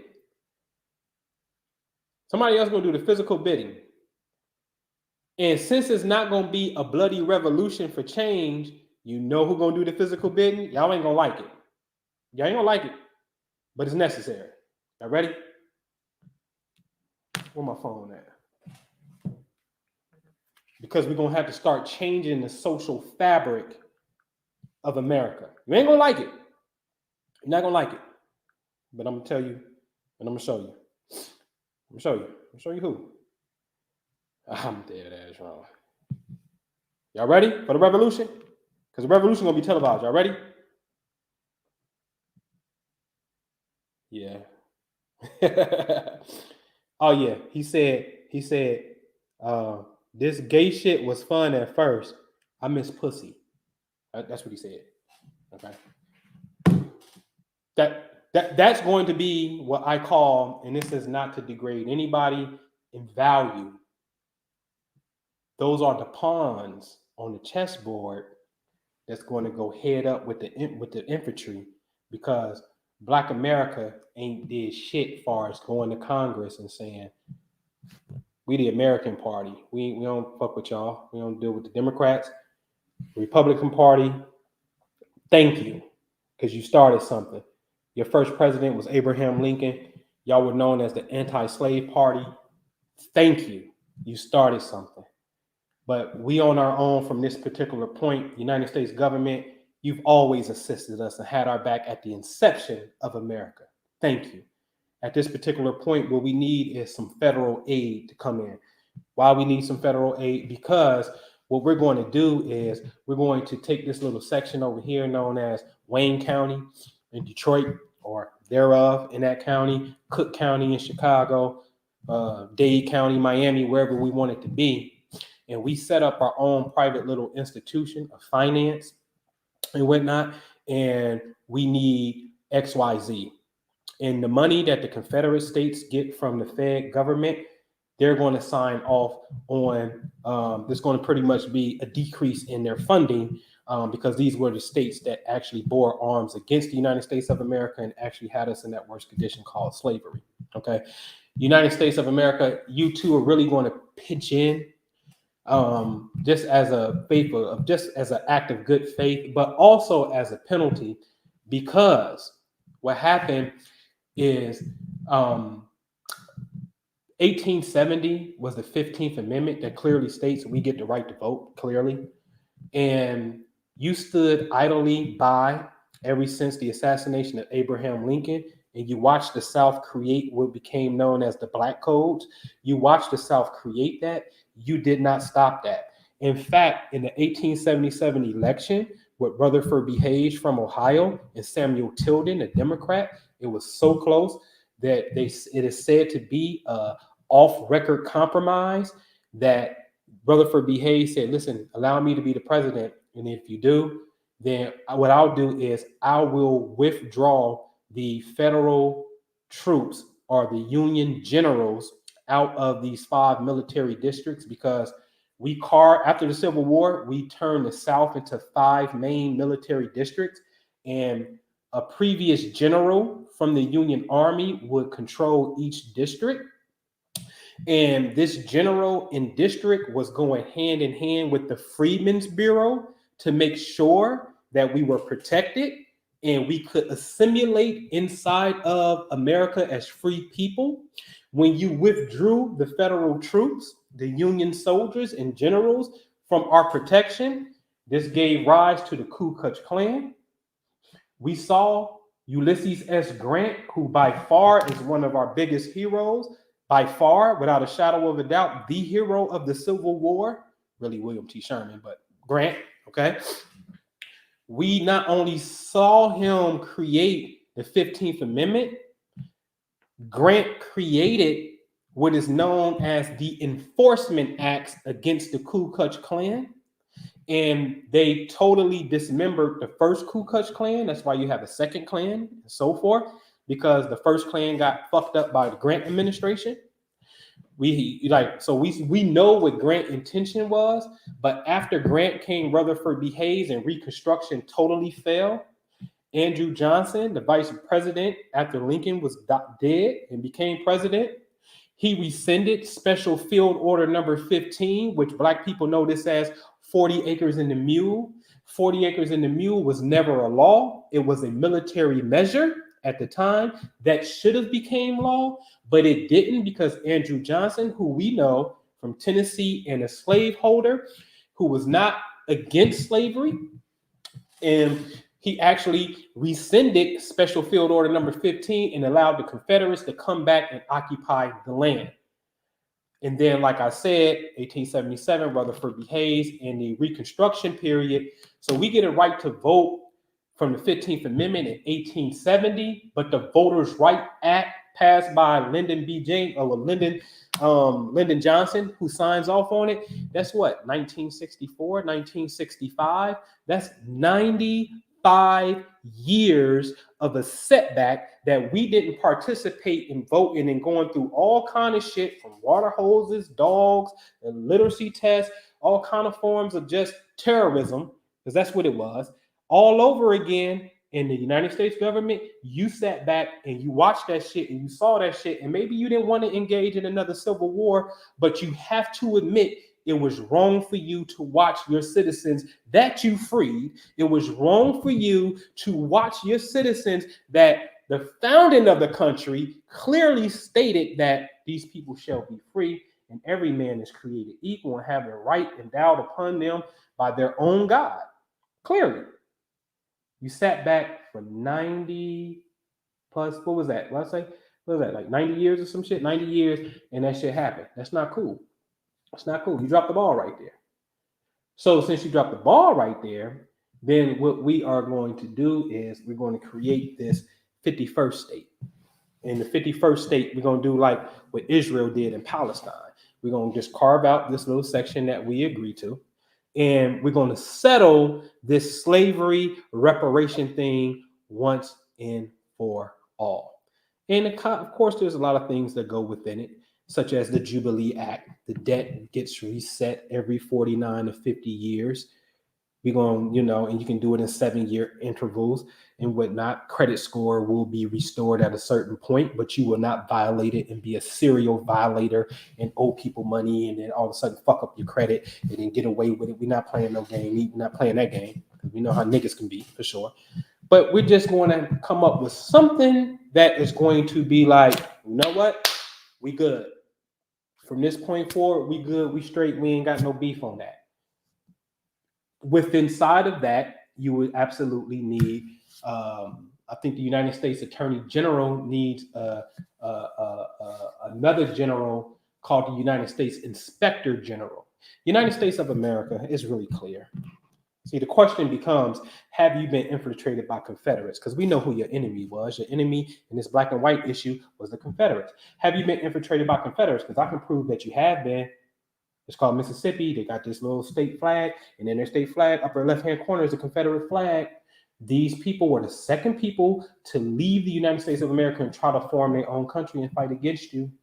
These people in their secession speech said that Black people are the only people that can endure the heat from the tropical sun. And then they said that you, Mr. Federal Government, you have always interfered with the state rights to have the right of slavery. And we'd like to point your attention to a document called the Northwest Ordinance of 1787. The federal government clearly states that no slaves are allowed to be north of the Ohio River. See, we told you, the United States of America is interfering with the institution of slavery. Hold on, conspiracy lovers. I thought the United States of America origin was to fuck you up. But Mississippi said the federal government has always been interceding on your behalf. Which one is it? Should I believe Mississippi, who went to war to have you as a slave, or should I believe your emotional ass? Which one should I believe? It's just a question. And we know who we're going to believe. You understand what I'm saying? So once we get to see it in this whole totality, baby, ooh-wee, we just got to figure out who is going to, who meaning that blue check mark, who ain't going to be afraid to tell the motherfucking story. That's it. That's all we got to do. That's real simple. Real simple. It ain't hard. But you need to have a U.S. Inspector General. Yeah, what do he do? Or she do? They check every level of government, federal, state, county, city, and anybody that is in the lawmaking system, legislation, judicial system for goddamn sure. And we're going to start in judicial system first. And then the enforcement agencies of the police. We want to know if anybody are Confederate sympathizers. Do you have a Confederate flag tattoo? Do you have the flag on your property? Are you in any shape, form, or fashion a Confederate sympathizer because it's your family from the South? That's fine if it is. But you would have to agree, Mr. Confederate, that you did have slaves, although this is your heritage and it just means redneck to you. Since they did have slaves, in this issue of race and racism, same thing, has not been resolved in its totality because we never paid a retribution or a reparations. And it was agreed upon by these people who were clearly injured by the Confederacy. We have to fire you. And maybe you can have pay. This is not to be have bad malice, but we have to fire you. You can no longer exist in government capacity of any sort. Okay? It's real simple. Because see, you know what happened? It's called Roger Taney. Roger Taney in the Taney courts, when he came in, he's the one that said, Dred Scott, you tripping, you a nigga, and black people, you're always going to be niggas, and the white man is always going to be superior to you. And that's where people get the white man superior shit from, because the way they used to act. I totally get it and understand it, okay? But I'm just saying they got beat, so they're not superior.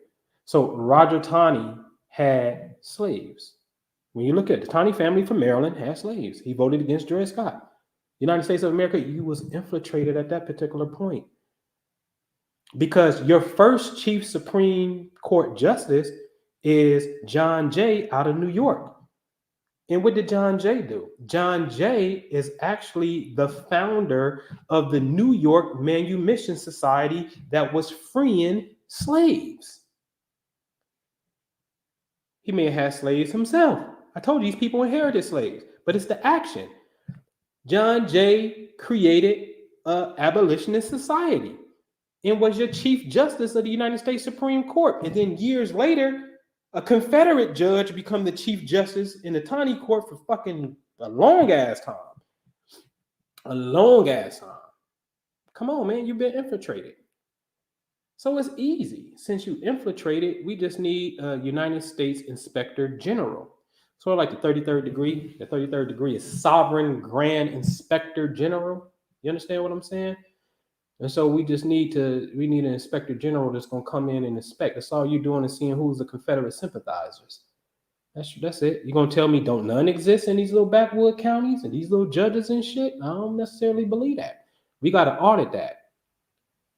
See, what did the United States federal government do? The Federal Bureau of Investigation, what did they do with the whole Mike Brown shit? Did they not go to Ferguson and investigate the police department? This ain't new that the feds went at the motherfucking boys, went at the local police. This ain't new. Martin Luther King did that with General Henry Graham. And the National Guard had to come in, was ready to bang against Alabama. You understand what I'm saying? So pick a side. What side you on, man? It's real simple. It's real simple. This thing ain't hard.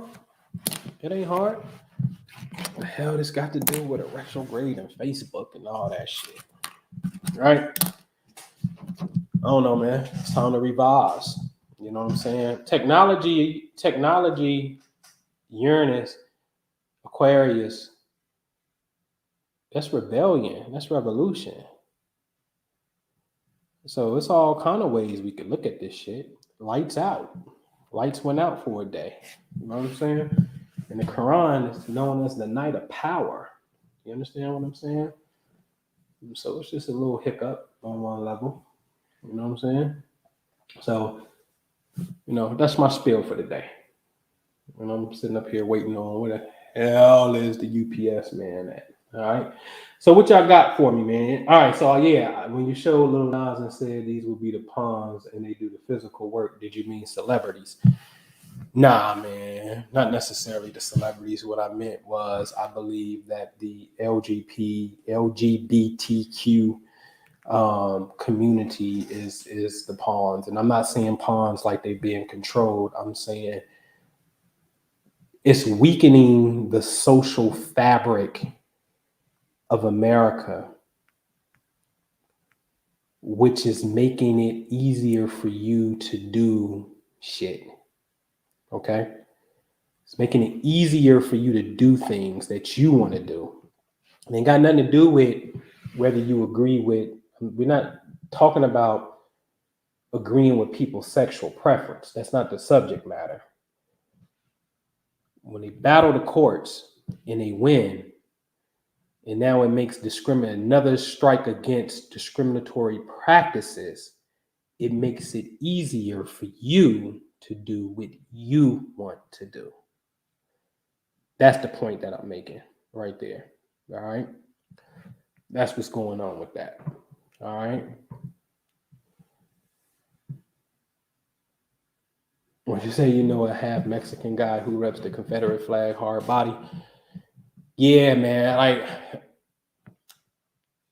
it's just certain shit I can't do. I can twist anything and make it good, you know what I mean? But nah, I can't never rep the Confederate flag. You know what I'm saying? Never. Never. Making hate crime illegal across all boards. Exactly. The fabric has changed. And I'm gonna tell you something about the. I'm gonna tell you about the. I've always said it though. The chicken fied black man, right? See, you can't be Mr. Tough Guy in the streets and you're willing to kill a brother because he got on red and he got on blue and you know what I'm saying? He from this set, whatever. And you got all this gangster shit going.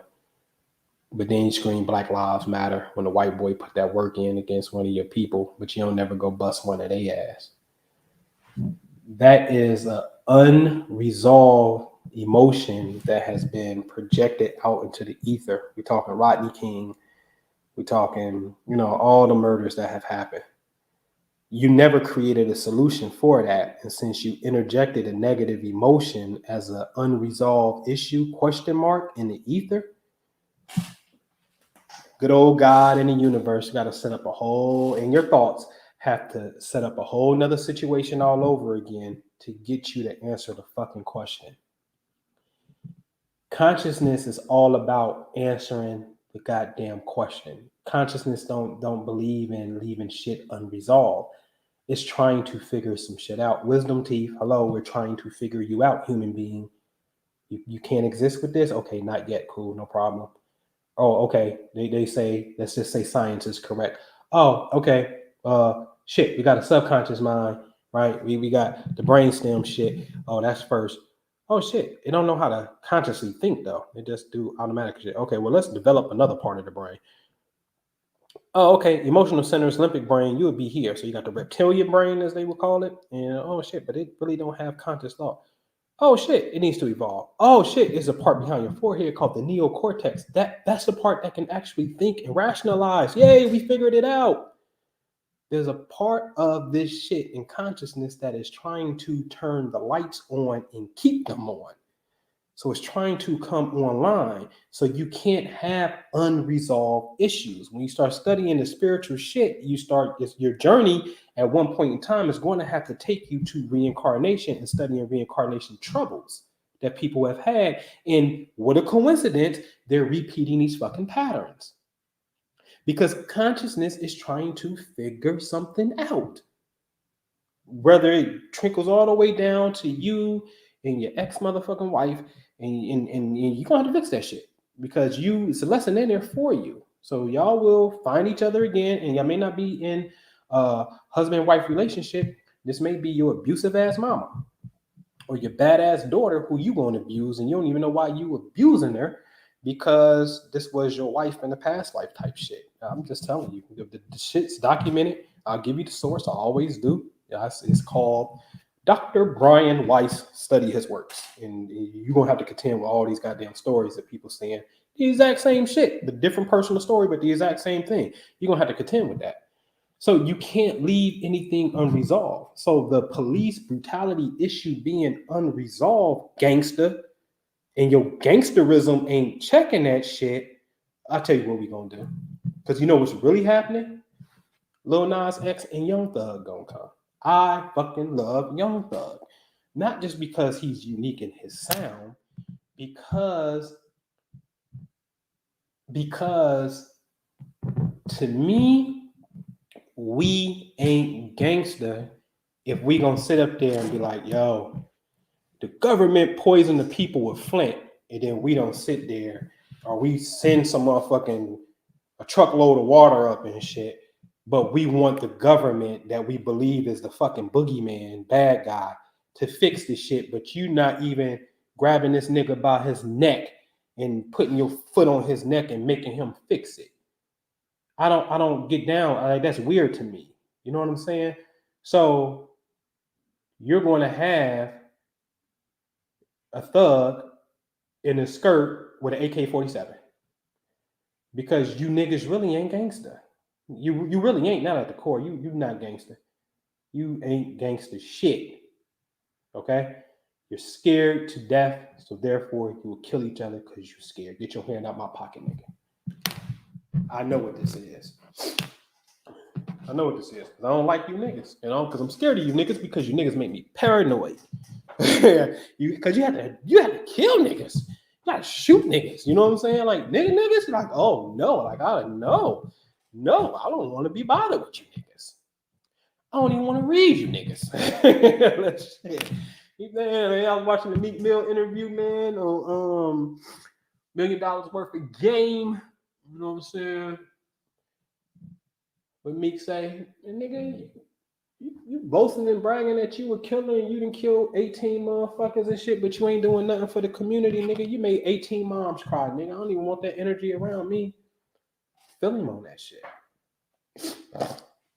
So what I was talking about, Lil Nas X and the Young Thug shit, the fabric, the moral fabric. Now the gangsters are being checked with what's really gangster. Something that's total opposite gangster than stepped in your lane. And I'm gonna tell you, the dysfunction of heterosexual relationships is the primary cause for homosexuality. Fuck it, I'm just gonna say it. Just what it is. And I'll say it again. The dysfunction of heterosexual relationships, Mr. and Mrs. Love rules all, and love is the answer. And then you ain't living in a world full of motherfucking love. In fact, you really living in the world that's anti that shit. And you got all these negative emotions and resentment towards the motherfucking lover and all this shit. You think your DNA ain't recording this motherfucking shit that you motherfucking feel? And then these kids and shit that you creating based off that feeling in the subconscious mind? And that shit ain't even in the subconscious. That shit in your conscious mind. You get on my motherfucking nerve. And I know it, right? So now what you gonna create? You about to create some little harmonious beings of some sort, right? And so now, yeah. And I ain't saying it can't be from other stuff, food and hitting certain, DNA trigger markers for some other shit to come on. You know what I'm saying? But you can't rule out the fact that your dysfunction of heterosexuality didn't or can't produce homosexuality. You're a motherfucking lie. You're gone. You understand what I'm saying? And so shit. You lying to me. All right, man. So, all right, I'm finished rambling. All right, I'm finished rambling, man. So, any questions? Anything? Any questions? So, y'all know tomorrow we start 8:00, man. Salute to everybody who signed up for our 14-day fast. You know what I'm saying? Liquid fast. You know what I'm saying? If you didn't get the email, hit this email right here, Cosmic Fasting. Now, listen, man, I ain't talking about nobody. But, like, see, at what point are you being, I'm about to show y'all some shit. Like, at what point are you being judgmental? Are you just telling the truth? Okay? And fuck it, man. It's just the truth. Okay? And so, here's the thing. So, this was some months ago. I was at the motherfucking mall in the food court, and this is Steak Escape, the cheesesteak spot. Right? Cheesesteak spot. Okay? Her big ass got the nerve to be so big that you gotta sit down and order your cheesesteak. Like, seriously, man. Like, see, for real. Seriously. That's that bullshit right there. That's the part right there that we have to say enough is enough. I'm talking about as an individual. At what point do you get to your own health crises point where you say enough is enough? You sitting down ordering some fucking dead cow and dead, it wasn't even chicken. It was goddamn beef. You know what I'm saying? I'm just saying, man. See, the prolonged state of that right there, it'll kill you. It's been proven. It will kill you. Now, we all gonna leave this body. That's cool. The question I would like to think and do is, well, shit, can I at least control the quality and way that I may go out? One thing is for certain, I know. I'm not going to die from lung cancer from smoking cigarettes because I don't fucking smoke cigarettes. So I already know that's not happening. Okay? I know that's not happening. Okay? I'm not going to die from obesity because I was too fucking fat. That's not happening either. Okay?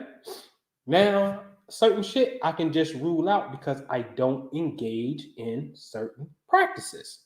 Okay? And so a decision has to be made, man. But join us tomorrow at 8 o'clock. We're going to have a webinar, official webinar that comes in. Hit that email. We just going to get it in, man. And we just going to do a 14-day liquid fast. Tomorrow's a new moon, right? So sun and moon perfectly aligned. We're going to get together and we're going to do what we do. You know what I'm saying? Get right, get the mind right, get the body right. You know what I mean? And journey. I really can't wait because it's fun. And to use the hunger point, it ain't really hunger. To me, when the stomach is growling, they say these muscles are contracting. So really, things are shrinking, but we equate with, oh, eat, and then you make it expand again when you eat. Because you equate that shrinking feeling with I'm hungry. I realize I haven't eaten anything. Let me eat. And then we disturb that particular process. The process is allowing spirit to be your fuel. Allowing spirit to get clean and allowing spirit to be your fuel.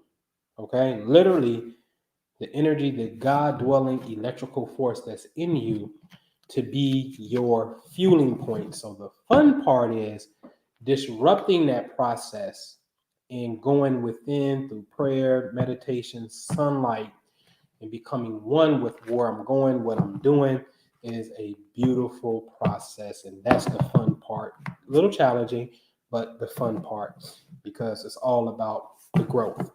Okay? So join us. If you didn't get the mass email, it's okay.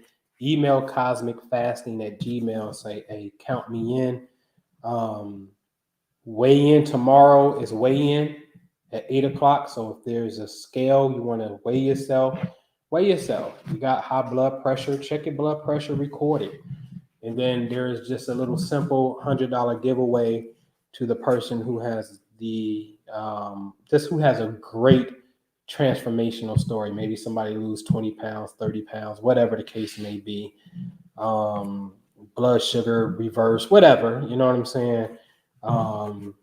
It's just going to be a quick little incentive as a thank you for participating and whatnot. Again, this is not medical advice.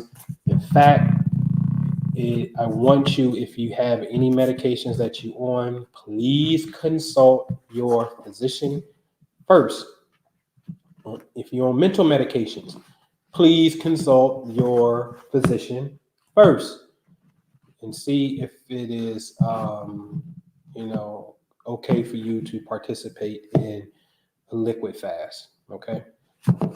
Because I am not giving you medical advice, nor am I responsible for your grown ass. Okay. All right. So, questions, comments. All right. I'm a Largo. I fast every day for about 12 to 14 hours a day. I'll do it for the rest of my life. Dig it for a year now. Divine healing. That's what's up. So pretty much you only eat one meal a day. Pretty much within a 24-hour period. It's dope. Dope. When the family has a bubble with an air hole in the store, you have to laugh. Right? All right. So anything, a lot of conscious group peacock around, getting high on feeling, choosing imperfect when all along it looks like God still trying to get right. Evolution is a lot of this old and this works better. I would agree with you. Right? But yeah, anybody, any questions? Anything? Before I wrap it up? I might have to get on this tracking device. Seemed like I was gonna show y'all something too, man. On some government shit.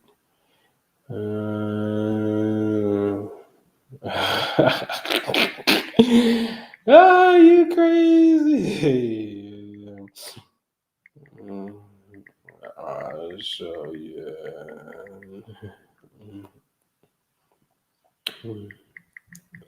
Yeah, y'all got anything? Any questions though? Y'all good? Hey, man, scientific mystic, man. Send me something else that you on, man. Let's do something. Send me something. You got me hyped, man. You know what I'm saying? Hey, you want me to play the track? Can I play the track for him? Hey, y'all want to hear this track me and Scientific Mystic did? He blessed me, man, but he got to give me permission to play it because it's his joint. So I'll wait for the chat to catch up. But let me know if you want me to click play on it. You know what I'm saying? It's cool, whatever. When it comes to you, man, and you jump on something, you know what I'm saying? Send it over. All right, man. Y'all about to hear myself and Scientific Mystic called Welcome to America. Let me see something. Let's see if I can find it. Let's see. Is it on this one? No. Hold on, bro. I gotta find it.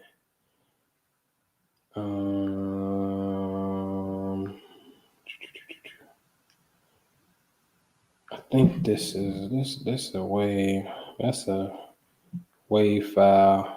Switched up the outro a little. That ain't it. Hold on. He cleaned up the entire track. Here we go. Right here. It's the Scientific Mystic with the Union Soldier. Welcome to America, Welcome to America, more. Welcome to America. Welcome to America, more. Welcome to America, more. Welcome to America. Welcome to America, more. Welcome to America. Welcome to America, more. Your ignorance can make you feel euphoria for sure. Your history class, it didn't tell you the importance of the law of the land. According to the victorious from Europa to the culture going over the seas, now the landlords and officers oversee. You see, birthing a new world out of Western ovaries. Re-recorded the origins and taught us to believe. They were the first to cross the waters and walk in orbit. We bought it when we couldn't afford it, like an enormous mortgage in the melting pot. Getting mixed in beats like sausages, forced to be foster kids, tossed in an orphanage. We're still our founding fathers, and I'm my son. Late incarnate in carbon, I'm God's son. A more with Deus to Zeus, one with absolute. I'm a Deus, Tamino with the magic flute. Welcome to America, more. Welcome to historical America. To some it may seem, but it's not so insulting. George Washington's letters with Morocco so. Never forget Ben Bay and Drew Ali. Navigate the 7 powerful seas. Godspeed. Welcome to America, more. Welcome to historical America. Hey, welcome to America, more. When I see Confederates, I'ma even the score. I'ma follow his ass home, I'ma shoot up the door. What I do it for is for the Civil War. Yeah, the truth about America, please don't be hysterical. Whites into slavery, is that fair enough? Damn, the truth will set you free. The 13 colonies, King George had slavery, and so did the Cherokee. You ain't hear that from me. It's the Union Soldier, man. Giving you some facts. And get your pencil and your pad out real fast, man. Y'all ready? Here we go. 1774. The Articles of Association. This is before the Declaration of Independence. This is before America calls themselves the United States of America. 3 years before. This is the 13 colonies got an issue with King George, and slavery is their number 2 issue. Let's read it. We will neither import nor purchase any slave imported after the first day of December next, after which time we will wholly discontinue the slave trade, and will neither be concerned in it ourselves, nor will we hire our vessels, nor sell our commodities or manufactures to those who are concerned in it. King George, sucker. America don't want slaves. We're gonna overthrow that shit, nigga. Check your history. This is before the Battle of Concord, before the American Revolutionary War. Let's not act like George Washington didn't roll with a black man with a red turban on his head named Prince Flipper. Get off the white conspiracy nipple. Coward. Welcome to America, more. Yeah. Welcome to America, more. Welcome to historic Bars, man. That's me and Scientific Mystic right there. Well, Scientific Mystic and myself. As you can see, I came on verse 2, man. Yes, say, man, I could do that, man. You send me some of that. I just want some.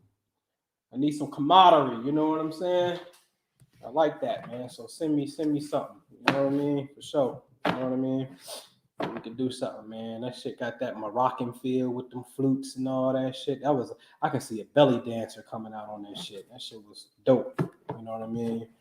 So, yeah, man. So we good. Y'all good, man. Listen, man, I appreciate you. I'm going to finish up. I'm going to try to get some more addresses in, get this work in.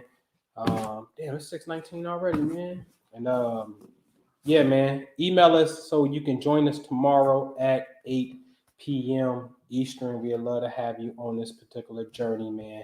So I'm going to see y'all tomorrow. All right. I may come on live tomorrow, may not, but you know, I'm definitely coming in for my people on the journey. So please email us, man. Let's do this thing together, man. Hey, man, the way I was brought up in the Nation of Islam, if I said anything to offend you, I apologize. It's not my intention to offend you as the person, but I will say this. Everything I said as far as the historical record goes is a fact. And a fact is just something that really can't be disputed because it's not wrong. It's an actual fact of which took something that took place. So with that, man, I'll close. I appreciate you. Love you, man. We see you on the next vid. All right. Peace.